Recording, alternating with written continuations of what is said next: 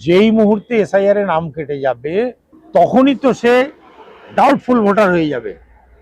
তার আধার কার্ড, তার ration card, তার প্যান কার্ড, তার যাবতীয় কাগজ সন্দেহের আওতায় এসে যাবে।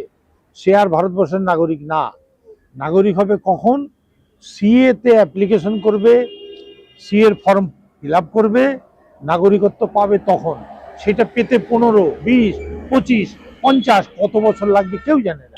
এই মানুষগুলো বেনাগরিক হয়ে সমস্ত রকম সরকারি সুযোগ সুবিধা বঞ্চিত হয়ে বাঁচবে কি করে, থাকবে কি করে?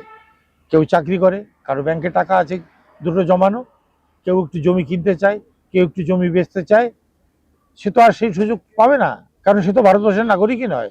ভারতবর্ষের জমি জায়গা কিনবার তার অধিকার নেই, ভারতবর্ষে চাকরি করার অধিকার তা নেই যখন সে বেনাগরিক হয়ে যাবে। এই ফাঁদে মতুয়াদের নিয়ে ফেলেছে মতুয়াদের পূজ্য নেতা।